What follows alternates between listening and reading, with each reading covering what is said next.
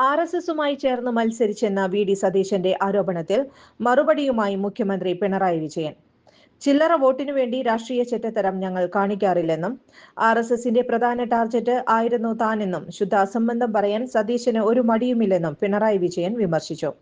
രാഷ്ട്രീയ പ്രവർത്തനം ആരംഭിച്ച കാലം മുതൽ ആർഎസ്എസ് എങ്ങനെയാണ് തന്നെ കണ്ടതെന്ന് എല്ലാവർക്കും അറിയാമെന്നും ആർഎസ്എസിന്റെ പ്രധാന ടാർഗറ്റായിരുന്നു താനെന്നും ഇപ്പോൾ എന്തു നുണയും പറയാമെന്നായെന്നും പിണറായി പറഞ്ഞു.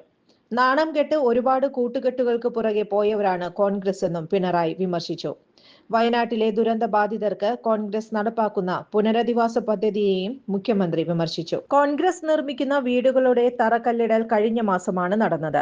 UDF പറഞ്ഞ കാര്യങ്ങൾ ഒരിക്കലും നടപ്പാക്കാറില്ലെന്നും പറയുന്ന കാര്യങ്ങൾ നടപ്പിലാക്കുന്നതിലാണ് കാര്യമെന്നും മുഖ്യമന്ത്രി പിണറായി വിജയൻ പറഞ്ഞു. ജനങ്ങളെല്ലാം കാണുന്നുണ്ട്. ജനങ്ങൾ LDFനെയും UDFനെയും താരതമ്യം ചെയ്യുന്നുണ്ടെന്നും പിണറായി പറഞ്ഞു. വയനാട് ടൗൺഷിപ്പിൽ സർക്കാർ ഏകപക്ഷീയമായല്ല തീരുമാനമെടുത്തത്. പ്രതിപക്ഷ നേതാവിനെയും ഉപനേതാവിനെയും വിളിച്ച് കാര്യങ്ങൾ ചർച്ച ചെയ്തു.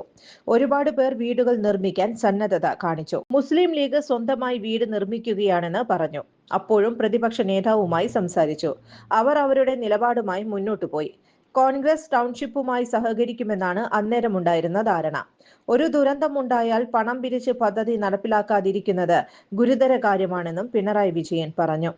വർഷങ്ങളായുള്ള സേവന പാരമ്പര്യവുമായി Mani sons super market Ottupara. ഉപ്പ് തൊട്ട് കർപ്പൂരം വരെയുള്ള പലചരക്ക് വ്യഞ്ജനങ്ങൾ ആവശ്യാനുസരണം തിരഞ്ഞെടുക്കാൻ Mani sons super market.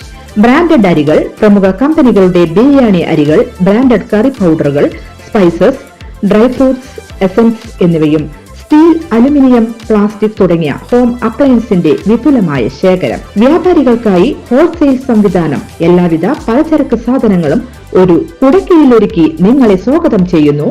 Mani sons ജില്ലാ ആശുപത്രിക്ക് സമീപം ഓട്ടുപാറ.